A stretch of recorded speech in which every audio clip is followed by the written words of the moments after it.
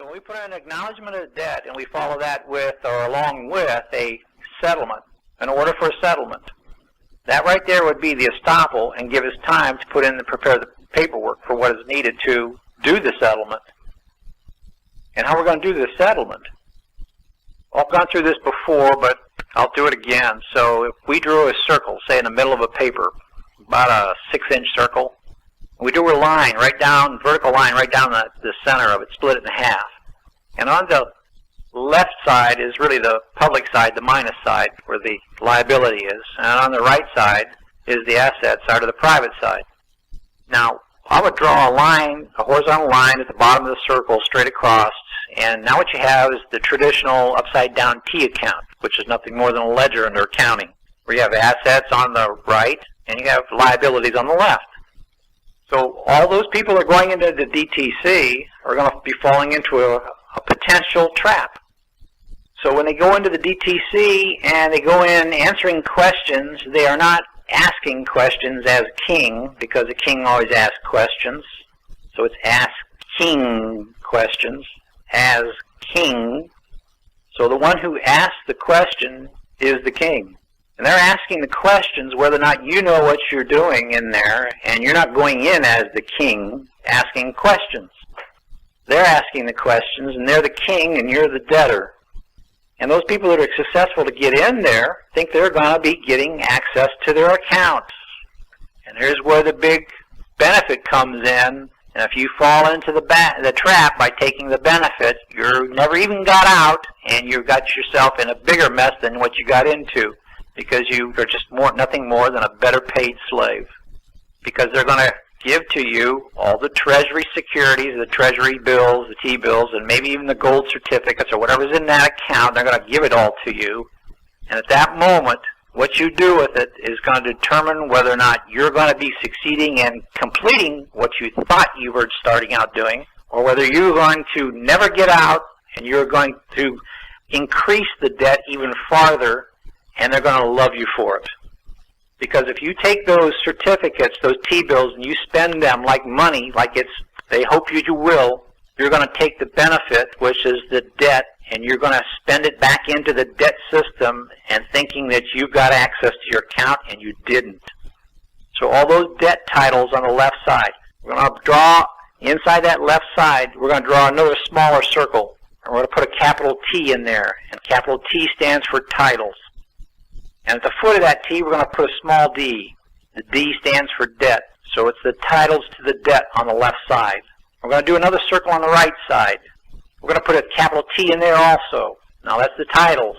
And at the foot of that T, we're going to put a little A. And the A stands for assets. So it's the titles to the assets. Now if you take those titles to the debt on the debt side and you spend them, you're just going to create more debt, double debt, paying debt, and you can't pay debt with debt. It just keeps mounting up, and that's why they're loving you. And you're creating more problems than you realize. You're putting the final clinches on the whole collapse of this whole thing. But if you treat it as a trust, and you take the title and you draw a line from the TD up to, now we're going to draw another circle at the top, and we're going to put SM in there. That's the strawman account. We're going to take and merge the titles. We're going to move the title, the TD, and we're going to draw an arrow to that SM. And we're going to move that title to the debt into that SM, that strawman account. And on the right-hand side, the TA, the title to the assets, which is going to be the same amount as the TD on the left. They're going to be equal. We're going to move that title. We're going to draw a line up from that TA up into that SM strawman account. Now what we've done is we've settled the accounts. In effect, we're closing it. You've got the assets equaling the debts. And what happens when you take a minus and a plus and bring it together? Well, it discharges on the public side and it sets off on the private side. You bring the account to zero. But here's the thing. 1 penny of real money, lawful money on the private side will discharge all debts, all fiction money on the liability side. So if I fell into the trap and used those titles to the debt as money, I never did collapse the trust. I never did terminate the trust. Trust still exists. But if I move both titles to the debt into the straw man and the titles to the assets, the strawman accounts terminates. The trust purpose has been fulfilled. There is no trust. And what happens when the trust is terminated? The trustee must wind it up. He winds up the trust and he terminates the trust. In other words, he has to disperse the funds. The real money, still being held in private, minus, say, 1 penny. So now, what we're going to do from the remainder, let's back up a little bit. We're going to, after we gave the order for the settlement, we're going to give an order for the discharge on the public side. We're going to give an order for the set-off on the private side. And we're going to give an order to set up a new trust on the private side. And once that strawman account is closed, the remainder from that account is going to be transferred into the new trust. And that new trust you're going to get whole, total, different kind of credentials for.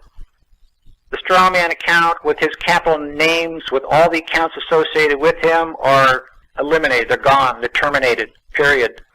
All your electric bill accounts and everything in that way will no longer exist. But you're going to form a new trust, another account, and you're going to have the remainder of that assets being put into that. And that's going to remain on the private side.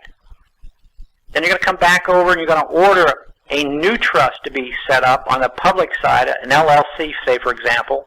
And you're going to order the Treasury to do the trade or whatever they're going to do to generate the interest held on the property or the assets held in private. And to deposit that interest and that LLC on the public side. And you will live forever on the interest that was generated from that. And as long as you just use that interest to purchase goods and service, that the goods and service that you purchase are consumed by the real man held in private, as long as you don't conduct a business with that account, that new LLC, you won't be commingling your funds again, and you won't be creating any new debt. So in effect, you've taken care of the war debt, taken care of all past debts, and you've paid all present, and you've paid all future debts that may be in the future. And you've discharged them on the public side and set them off on the private side. And the remainder was transferred into this new account on the private side, which was generating interest on a new LLC on the public side, and that interest is placed into that. And you will write checks like that, and nobody will be the wiser. And it is not taxable because it's foreign source. And you will be given the credentials to identify this new trust entity, and you'll become whoever. And you'll be able to travel like you were before, probably with more freedom than you had before under today's terms. So that's basically it in a nutshell. The documentation's simple.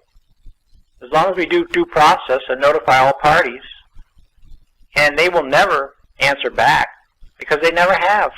Because if they did, they'd be acknowledging the debt themselves, and it would stop the prescription. So we have to go and ask questions, because the one asking questions as king is king. And the questions I want to be asking are, do you have all the necessary forms in your possession to close and settle this account? If they say yes, well then, you've already got the order for the settlement, then close and settle it.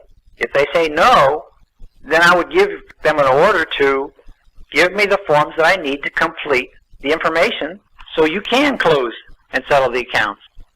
It's as simple as that. I think we make things too hard under this debtor-creditor brainwashing that we continually go back to like a dog to its vomit. And we don't have to.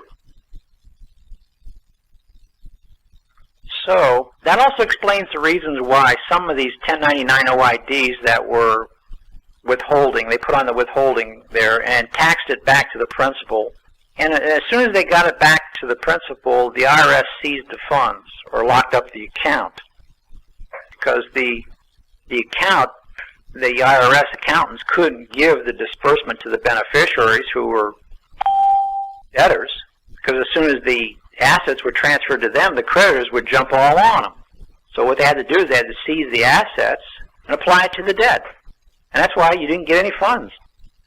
And until we pay the past war debts, all the past debts, present debts, and future debts that may be out there, do the discharge on the public side to set off on the private side, terminate that account. So with that, why don't we open it up for some questions? How about it? Anybody have any questions? I believe it's press *5 for an unmute there.